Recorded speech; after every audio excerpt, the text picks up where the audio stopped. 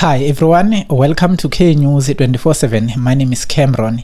Ngiphethe ubonkosi lana bafethu. So we are going to talk about the coming clash yayo ke KAIZER CHIEFS against STELLENBOSCH FC. It will kick off tomorrow. Kuzoba kuyi Wednesday. Kick-off time is 7:30 bafethu. Ningaphuthelwa. It's a fifth game of the Glamour Boys of this season's DStv Premiership. We have won our fourth game, which was the first win against AmaZulu ngo-3-0. So tshela mina, do you think it's another 3-point esiyoyithatha against Stellenbosch? Okay, tingiqale ngokuthi ngibulise kuqala ama-fans we-KAIZER CHIEFS before ngena deep endabeni namhlanje. Kuphendula question yakho, I think mina i-KAIZER CHIEFS sesekude ukuthi idlale le bhola leli silifunayo, but mawuthi uthatha ukubheka i-KAIZER CHIEFS it is known ukuthi idlalele ukuwina, not ukudlala i-beautiful football. Bantu bazokukhohlisa ukuthi bamele i-KAIZER CHIEFS izodlala i-beautiful football. Unotice le game esoyidlala kusasa iStellenbosch badlala too deep, abayi attacking esikhathini esiningi. And mawuthi uthatha ukubheka i-KAIZER CHIEFS inama-wingers a-speed, and mabazovuma ukuthi baye kuleya mesh ngale mentality abaye ngayo kule game amaZulu. Lezi eziStellenbosch zizoyenzani, zizobhaka ibhasi, absorb pressure, bese zinika ibhola abobani abo Adams le phambili nabo Van Wyk nabo Reyners bese basiphanisha.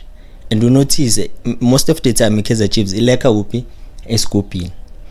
And mawuthatha ukubheka lapha yana kunomthetho uStellenbosch uyakwazi ukudlala in high offensive low block. Manje mawuthatha ukubheka uCastillo okwamanje singasho ukuthi uyadlala, but into enginotisile umuntu o-overworkaya lapha ku-KAIZER CHIEFS uMarty iwork rate yakhe uyazigqilaza because ubona ngathi ama-fan sewamrule off ukuthi akasi performing player lapha ku-KAIZER CHIEFS. And uMarty into enginotice ngaye ibhola uluza cheaply bese siya kumntanzana uthu slow. Masingachinja nje lapho nalapho I think Stellenbosch singayimatcha, but mina angiboni ukuthi singawina le match yakusasa. Okay. Coming into that point yokuthi i-KAIZER CHIEFS akusi club edlala ibhola elimnandi. Most of the time asiwin position. So going back to i-KAIZER CHIEFS yakudala where we used to win trophies, ne position bengasivumi, even though thina sabantu abadlala i-counter attack football. That's who we are. I never seen i-KAIZER CHIEFS idlala tiki-taka ibhola nje lama 1-2 rotation, like there's no such thing lapha ku-KAIZER CHIEFS. That's why if you can look at these signings, Pule Mode on the left, Ashley Dupreez lapha ku number 9 center forward, ku left Spete Ulentole Opotsane. All these players are runners, so it must say something thina asabantu abadlalela position. And I think this thing is working for us. Mulefinseki made a statement yesterday stating ukuthi now ufuna ukuyeka lento le yokudlalela position because it is not working for the club. Axis at least astike kulento le emunisayo, which is lento le counter attack football. I think singagcilaza abantu abaningi because at the end of the day sifuna ukubona iclub iwinile. It doesn't matter ukuthi ilento le i-ball position ithini. Into ebalekile, we have to capitalize on the chances that we get going forward. I think thina ne-Stellis we play similar football. Nalabantu badlala ngama-run. Now bafake uSikhotha as a replacement for uJunior Mandieta, another runner. Ngapha kuno Reyners, like they have good runners. So I think nje siyalingana ne-Stellis. And it doesn't mean ukuthi Stellis must shy Pirates. They can also do the same to us. This is PSL. Shawe i-TS Galaxy bayoyigaqa induku kabuhlungu kabi. So sometimes, Buffett, that's why they used to say i-KAIZER CHIEFS is the only club that can defeat Mamelodi Sundowns. But i-Pirates iyaz shy Sundowns ngenhlanhla like.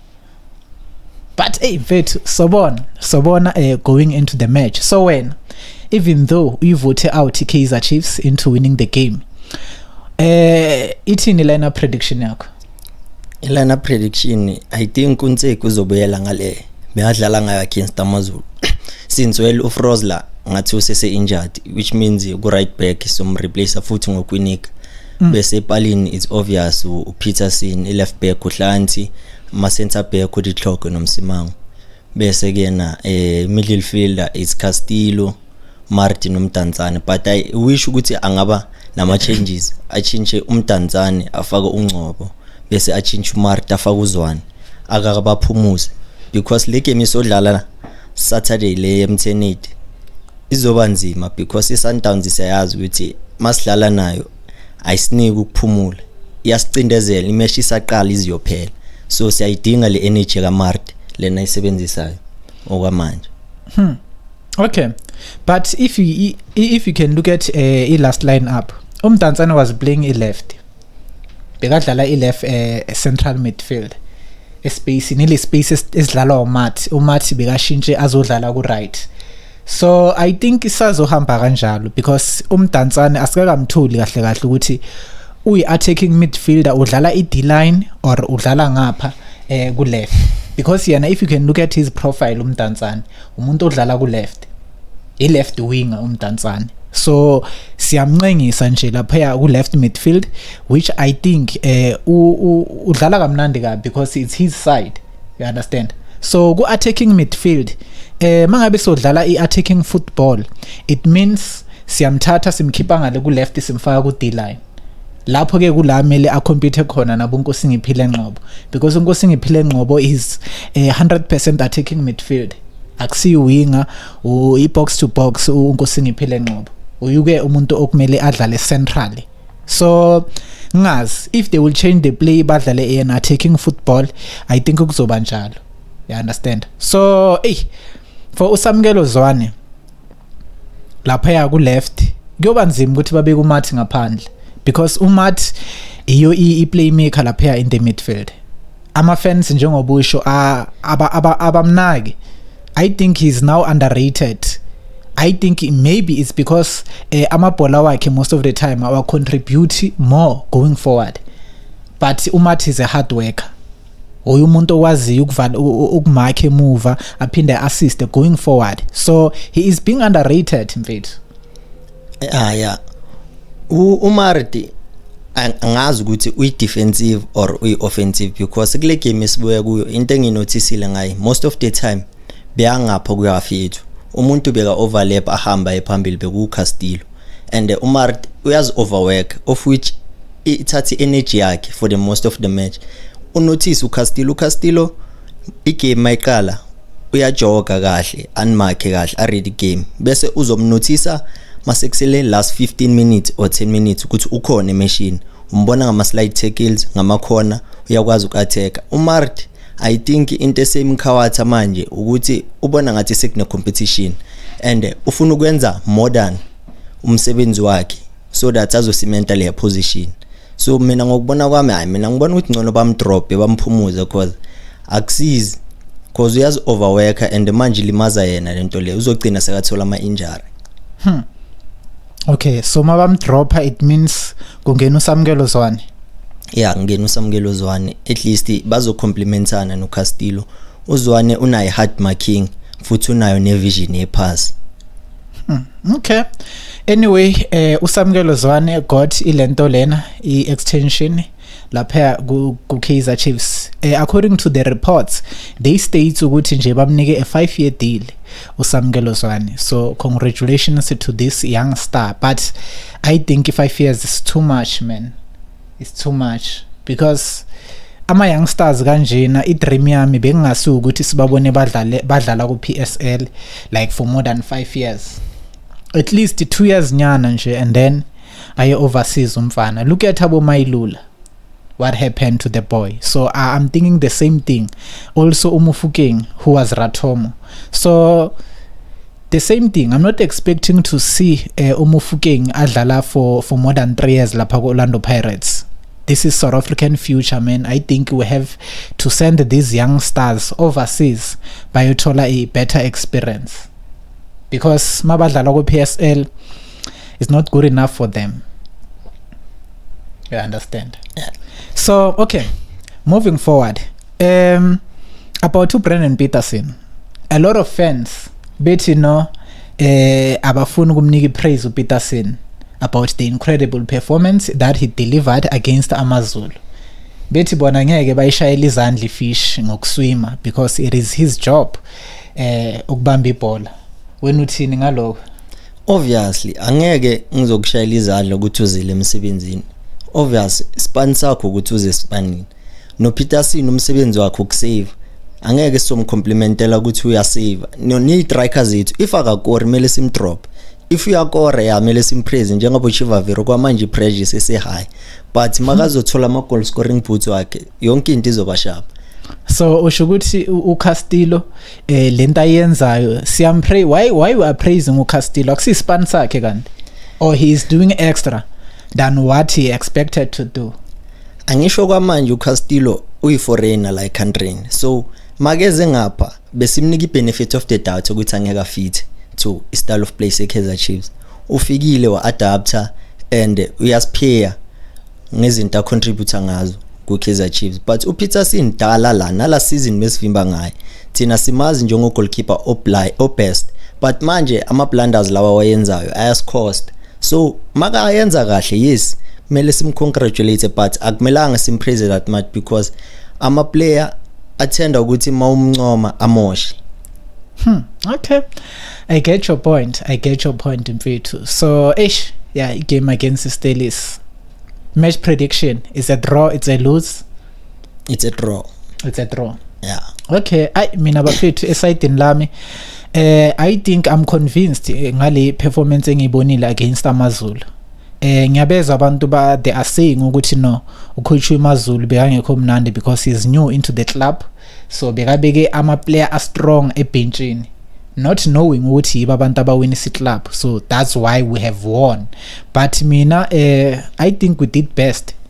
Lama player bewafakile abazanga bathola red card, besidlala silingana, so we've made it, and I'm convinced that if you can continue playing with that winning mentality, definitely we can score a lot of goals. We can even defeat Stellenbosch, because if you can look at that goal number 2, Modi, that was 50-50, but because Modi had belief ukuthi I can make it, ukhonile ukukora lela goal. It was not a beautiful goal, no goalkeeper nje he thought ukuthi ama defender wakhe azulvala lela ball, because that was 50-50. Lesa stand besi weak too much, stand asiboni bekukuthatha ama chance, you saw it, but because of his belief being Modi ukuthi I can do it, he did it. So I think sometimes it's belief. That's why most of the time ama player wethu mawafika lapha in front of goal bayatatazela. Castillo did it last time, shaya itepo vezingapheli ayekela ukushaya a simple pass. It is just he didn't have that belief yokuthi he can get such an opportunity, bengekho ready for yona, you understand? So I think nje if singaba na that winning mentality, definitely we can win. I-win yethu against AmaZulu is motivated kakhulu. The boys are not looking forward to downgrade bangakore into the coming match. Still is club encane. We never worried about these young clubs mfethu. Sikaze sawara before. Inkinga into engifuna ukubuza yona, ngifuna ungiphendule honest. Kule game yamaZulu, if AmaZulu bewa clinical in front of goal, bacabanga ukuthi ngabe kwenzakaleni, because bawatholile ama opportunities but abacapitalizanga. Same as us. Hayi ukuthi ama chances eswatholile lawe score ngawo. There are other opportunities that we got. So if both of us, both side, even not maybe clinical enough, we should have scored more than 3 goals. So yeah, balance lento. But it's a game of football. Akusho ukuthi angeke kube exposed. Okay. Even clubs like Mamelodi Sundowns bayaba exposed. If you can look at their game against Ilentole Ichipa United beyifikile serious just nje bebangakwazi ukuba clinical in front of goal. You understand? So for ukuthi bangakhona ukuba clinical, should it defense yethu they did something much better, or our goalkeeper engafuna ukumpraise. Goalkeeper ukuthi asifuna ukumpraise. So kuukuthi usikhawathile man, usikhawathile usenze saphelelwa ithemba nenhliziyo kuye, because ayiqalanga nje obiliki isaqala. But yakhumbula last season ku Nedbank kulela goal umthetho walikora. Just imagine lapha yana wonke umuntu beka expect ukuthi uzoshaya save, but yena uzitshela ukuthi liphumile ngaphandle, and of which ithe masiya ku pre-season bobona na ukuthi ya ukuthi ayiyaleka kiyende but mele simbheke yena ukuboost i-confidence because umsebenzi ka goalkeeper ukuthi avimbe asikwazi ukumnika i-credit ngomsebenzi wakhe because if bekukhune abamhlaba amagoli bengeke simiyeke naye. Hey madoda indaba kakhulu ayi masiyeke indaba kaPeterson I do admit ukuthi ngeke nimpraise for response sakhe but for motivation for encouragement ke ukuthi na next time makangena enkundleni azi ukuthi yazini I'm playing for KAIZER Chiefs supporters because manje ngeke asasibona isidingo because you are giving him the same attitude whether he do good or bad, so you understand. But hi, so bona khona bafethu, it remains to be seen. Another thing, Owen Dagama, this guy, he was a coach back in 2007. He was a head coach of the Orlando Pirates. 2014 waba head coach ye national team. Same 2014 waba head coach ye under 23 national team. Yeah, also bega head coach ama bigger clubs like Dynamos, if I'm not mistaken, Cape Town Stars.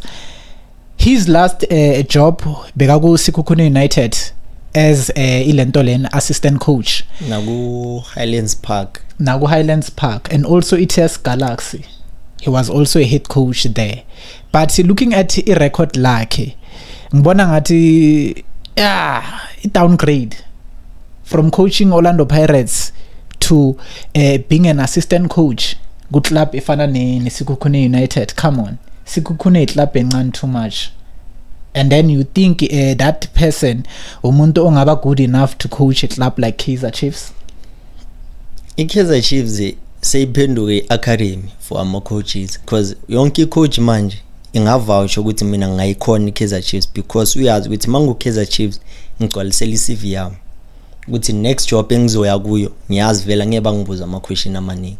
Uwenda gama yes experience unayo yena ngebelieve yakhe ukuthi angayikhona iChiefs, but mina ngokubona kwami iKaizer Chiefs kahle kahle iculture yakhona ama coach wasemzansi ayahluleka ukuyicoach because bazofuna ukuvumela labafana laba abadlala ibhola labo ukuba notice abo Stuart Baxter abo Middendorp babadlalisa ibhola abangalazi because bayazi ukuthi if ngiyicoach ngimdala uzongihlonipha, but laba bala bayabayekela badlala bokasi football umbonile uMatlo wenzeni ungenile washaya 360 but kumo ma likes of abo Roddy Kroll bengeke kuyenze lento le kubo Middendorp angeke kuyenze. It's all about ukuthi sidlalela ukuwina, but manje abo owandagama banale mentality ukuthi ithi ngiyekela iplayer libe free. Yes, ukuleka kwakho libe free malikhumbula ukuthi no ngisespanini la ispan sami ukudeliver. So what we are saying should uphikisa those who are saying ukuthi uTenten Malesela can survive at KAIZER Chiefs as he is good with youngsters, because looking at coaches like uTenten umuntu ozithandela ushukela nje abayeka abafana athi guys dedelani igazi, do what you do best. uTenzi yes yena uyaziwa ngecoach vele ukuthi ibhola lakhe lidlalwa phansi, but iquestion ukuthi makazovumela labafana badlalele ibhola leli njoba bokukhuluma ngokuthi kumele bayodlala abroad, eyiphi team uzothatha umfana odlala ibhola shaya amadolo ashaya igile of which uyabona ukuthi siku counter attack because ku KAIZER Chiefs ama player wekho that much skillful. Umuntu onathi skillful lapha it's Zwane, uMatlo noShabalala, and most of the time bahlezi basebenchini, so angeke naye icon iChiefs. iChiefs ifuna umuntu iCV yakhe upgraded, ushukuthi one experience okwazile nokuthena one mentality yokuwina ama trophy.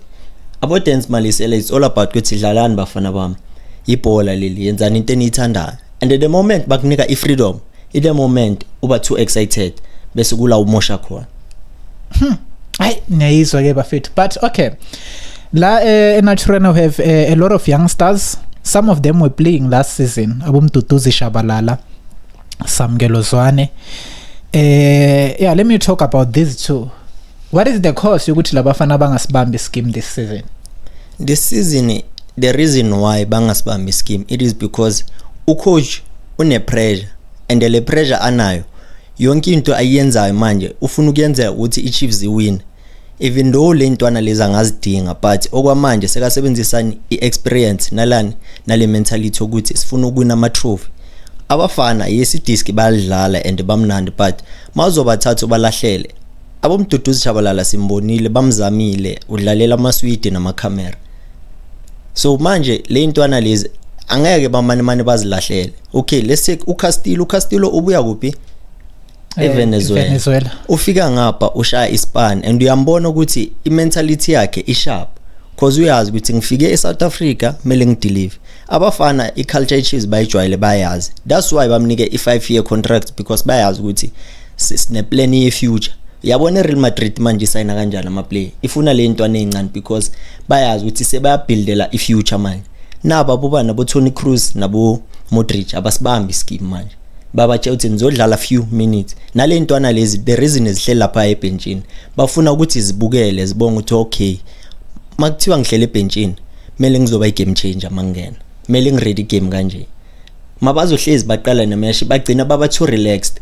Unokunotice no Martin naye noma sekadlala manje akasenayo sense of urgency. Makaphethe ibhola ucabanga ukuphasa emuva or emasidini. Ayikho forward pass ayenza. Okay. What can you say about Zeta Kunika? Unexpected placement because nobody was expecting it to see Uzita on a starting 11. What can you say about his performance, and do you think ukuthi nje wena ngokuya ngawe bongambuyisela into the starting 11? Mina ngokuya ngambe ngambuyisela because before azoba i-center back Kunika beka i-right back and ule right back lena old fashion akusile ye model umbonile against amazulu aka overlap Kunika umsebenzi wakhe ukuhlala akumakhe kuphela. So he's another Frosler actually. Yes. So manje mina ngibona kwami uzoba sharp because kuzomela amakhabo Reyners abosihoda ngoba ke yagijinywa lapha ya. Ayekele ubani uhlanzi uzozama ukoverlap ngoba uyamazi, but let's hope ukuthi this time le performance abuya kuyo uzoya upgrade because as ama fan nathi sinokuba unfair siyakuncoma namhlanje kusasa siyajikela. Hayi ngoba siyenza because singakufuni or singakufrustani, but it is because ukuthi nathi sifila ipressure. I-Chiefs my support is all about ukuthi ube nepassion nothando for i-club. Whatever ayenzekayo iyasiconcern because siya investor isikhathi sethu ziningi into esingazenza but isikhethe ukubukela iKaizer Chiefs. So ubani uTkunika alright lapha kule position so ncenga ngaya until kuze kubuye uFrost. So kusho ukuthi uFrost lamabuya nje mela vela agcumukele into the starting 11. Obviously uzoworka hard naye because iposition ayinamnikazi. Besides uSolomon's naye ngimbonile ngathi seka sharp, maybe bangabuyisela yena, but uKunika mina ngimbone alright kule position. Okay, now we still have Ukigen Doli who is still working on his injuries, and they've made a promise ukuthi singambona in the field of play in the coming 2 weeks or 3 if possible. Actually kule mesh Sundowns yengi2 angaba khona uKigen Doli. Is it a wise idea ukuthi sivele simlahlele nje ku number 10 because number 10 uyafunction mfethu? Awukwamanje angeke kube wise idea because i-injury is not like izoba completely gone. Izoba isesekhona but kuyobe ukuthi siyamlimaza siyamkhawatha masumfaka. Akumelanga asebenzise favoritism. Umuntu nomuntu kumele asipane kanzima ukuze angene ku starting 11. Bakhona bongcobo, bakhona bomatlo, bakhona bomduduzi. Yabo. So iKaizer Chiefs akumelanga isebenzise favoritism. That's why ngisho ukuthi noMart mele naye ayohlala ebenchini adla ama-ice. Wonke umuntu lapha yana uspecial, akekho umuntu omosuperior ukudlula umuntu. Just because kuthi uDolo ubuya ku League 1 beyadlala nabo name, it doesn't mean ukuthi lezi ezidlala la ku PSL zona ibholas lazi. Naye mele asebenze kanzima. I-team leya. Mfethu, but hey, looking at all these KAIZER Chiefs players, to be honest mfethu mina ngibona quality la. We have good quality this time. I don't want to complain about it depth. Ama substitution eswayenzayo, you can clearly see skip umshini sifaka umshini, at least now we can manage. I think manje nje these coaches must play their role also. Ngicela ukubuza iquestion.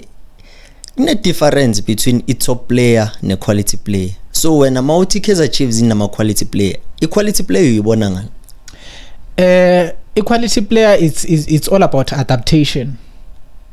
Umuntu okwazi ukuadapta to every situation. Umuntu okwazi ukudlala under pressure. uyabona ukuthi okay, this player can be able to manage this.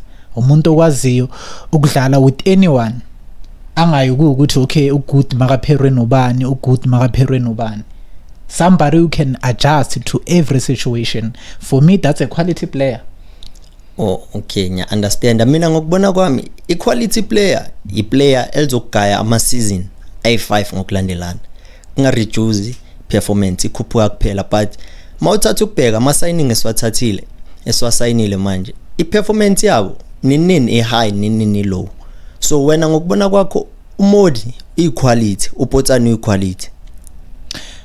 Definitely both of them are quality players.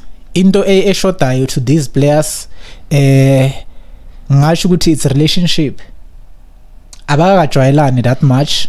Compare actually KAIZER Chiefs, the difference ku KAIZER Chiefs compared to Mamelodi Sundowns ukuthi thina ama key players wethu akusabantu abana 2 or more seasons badlala ndawonye, abantu nje abaceda ukuhlangana now, so kuyoba too difficult nyana ukuthi kube na that combination, le combination esiyazi ukuthi 100% sure it does work, because look at CPD yokuqala before bafika ngapha ku KAIZER Chiefs abanye. That was a good combination, besibona ukuthi yazini iya move land. So I think mina ama players wethu, they still need more time to get into that good relationship with each other. Basashota but equality khona mfethu. Okay, I understand, because nangapha ngathi sithole indaba ezintsha ukuthi uFmam Jason ngathi uyitholile work permit. So wena ngokubheka kwakho kule game eseyidlala kusasa bangamfaka? Igame eseyidlala kusasa maybe bangamfaka in the last 15 minutes of the game, just nje to introduce him to the fans, but not ukuthi bamenze key player as they did with everyone. For mina uGonzalez being ngumenze I key man lapha eClubini, because the way ifootball esidlalayo ayimniki more chances as a striker. Abantu abagijima kakhulu aba active too much ama winger kithi. So lo muntu lo mina ngamspanisa just nje ukuwina amabhola lapha in the midfield. Ngize ngithi lapha ilento le in front of goal, because if you can look at players like Chivaviro, akusabantu abane task serious ukuthi manje mele bagijime nebhola mele bayenzeni, just nje ukuma lapha yana aspanise ilento lena ibody yakhe, because these guys physically they are big, they are strong. So as expectang ukuthi kube abantu abagijimayo, kube abantu aba fast, just bakwazi ukuwina amabhola lapha in front of goal. Into nje ngiexpectile nama corner kicks maybe ngeheader. That's what I'm expecting. So against Stellis, yeah, angajabulela ukumbona against Stellis, but in the last 20 or 15 minutes of the game, not aqale ne game, because uyawazi ama fans of KAIZER Chiefs uzothi ukuganda inyoka sangena to bavele bambulala confidence same time. You know, phela manje siyatatazela manje, sidinge win now. Siyatatazela manje. So we are not looking forward to see somebody esombekezelela ukuthi no kusase first match yakhe, no what no, we need results ASAP. So I think akumelanga bamfake under pressure. That's why these young stars bangabafaki enkundleni, because isovela sibulala confidence yabo same time. Yeah, understand. Hi, mfethu, I think this is it. What can you say? I mean, into engayisho ukuthi iKaizer Chiefs kule phase kuyo manje ne, it is understood ukuthi yes bona bayakhukha, but into emele siyazi ukuthi akumelanga ithathe isikhathi eside, because just imagine iSundowns in how many points manje idlala how many games. Just imagine after 10 games if iwa winner wonke lama game, thina soloku sithi hayi usazama ama combination unteki usakhukha. Mele sibe honest bafethi, reality mele siyiface. iKaizer Chiefs akusi development team ukuthi siloku sithi siyabekezela. No, mele sazi ukuthi into esiyenza manje into esiyenzela ukuthi izosiqhubha until ileague iziphele. Angisho sithi sifuna ukuchallenge this season.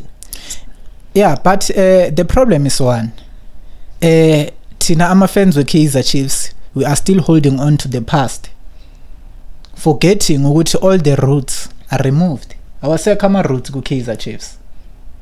The only route esele uyitumele ngikhune, and nakhona abamniki ama-games. You can clearly see ukuthi abafuna ukudependa kuye. They know ukuthi he is good, he is capable, but they don't want to invest in him because anytime is tea time anga-resign lo muntu.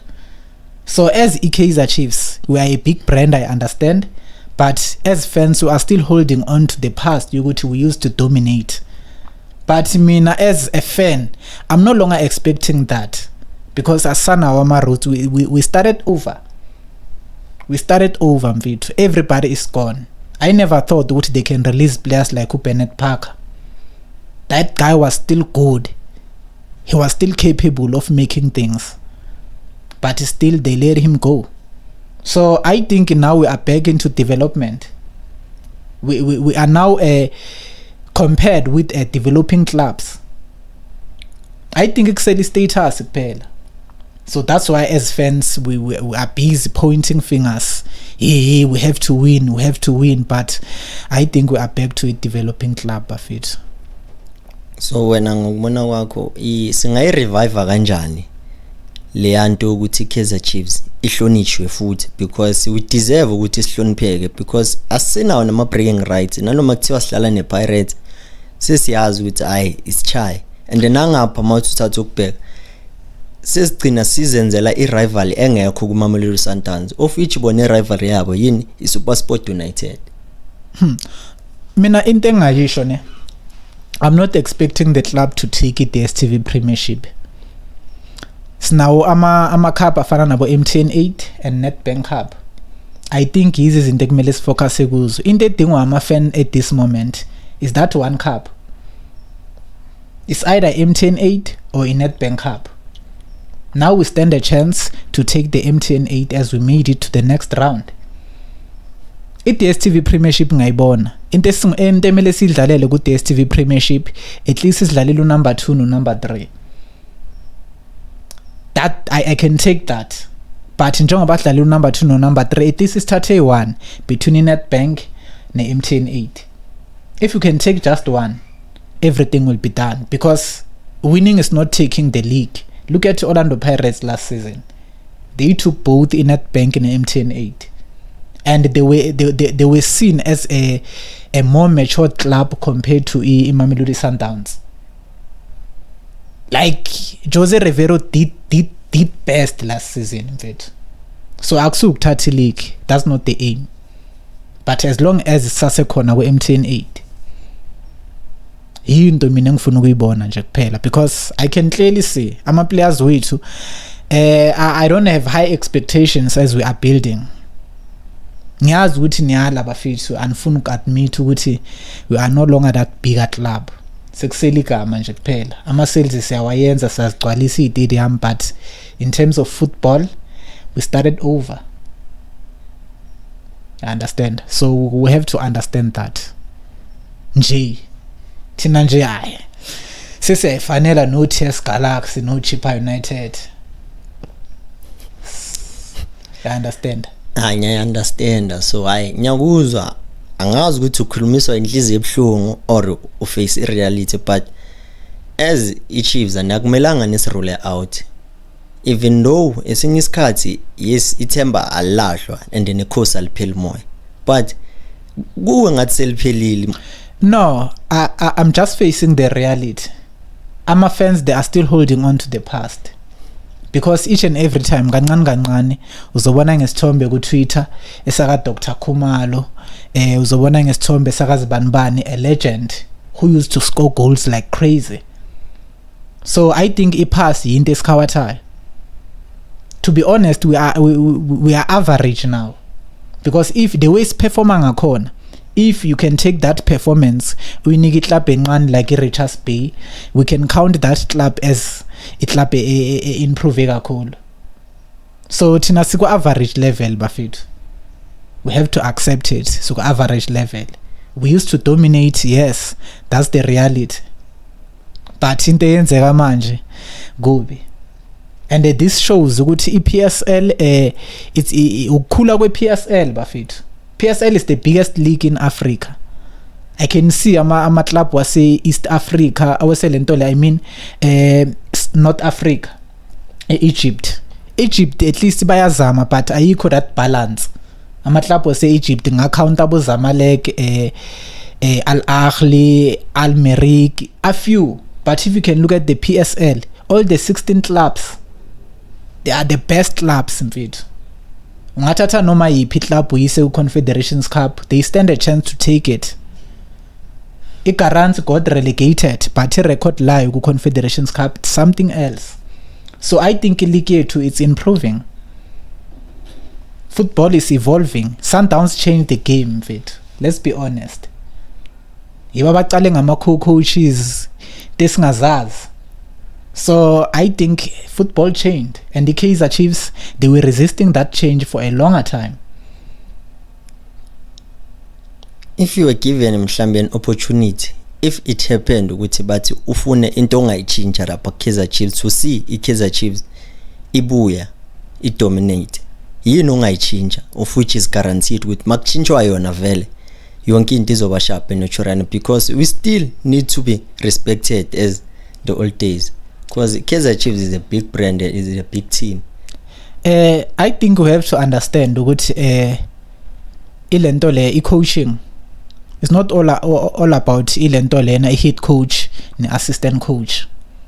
We still need quality striker coaches, quality free kick coaches. Ngibonile somewhere. Mhlolo, you understand? So as an individual coach, you cannot have all the qualities to deal with all the levels, all the positions.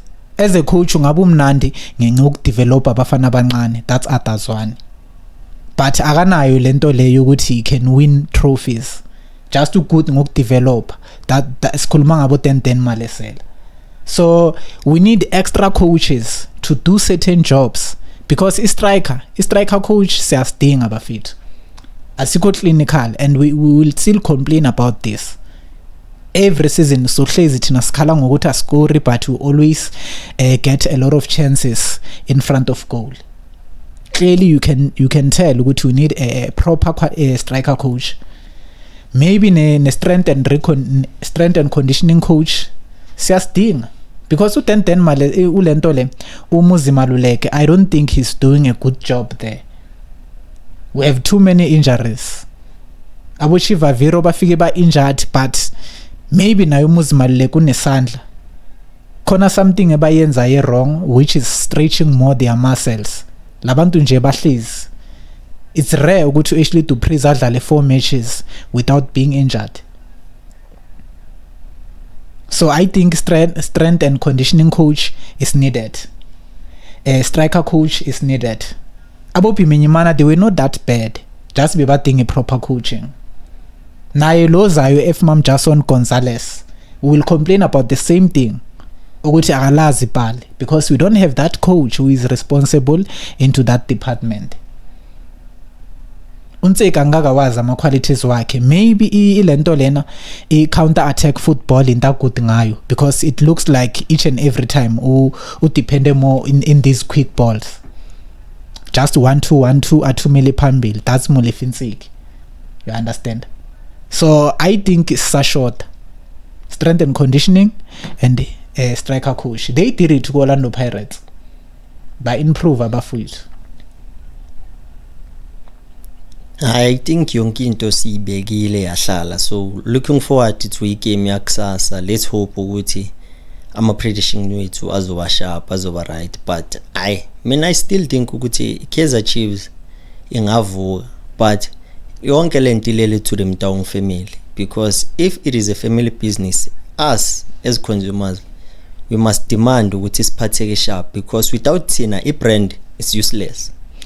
Yeah, ubonile against Amazulu, the stadium was empty for the first time kudlala KAIZER Chiefs. The stadium was empty.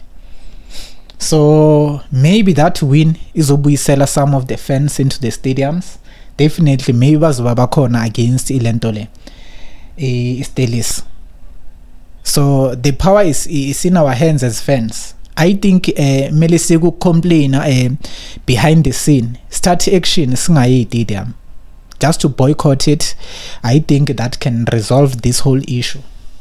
Say ukuthenga nalama jezi abadurayo, because we are still supporting them as they've stated ukuthi their primary focus it's ilentole brand promotion, and then secondary it's football.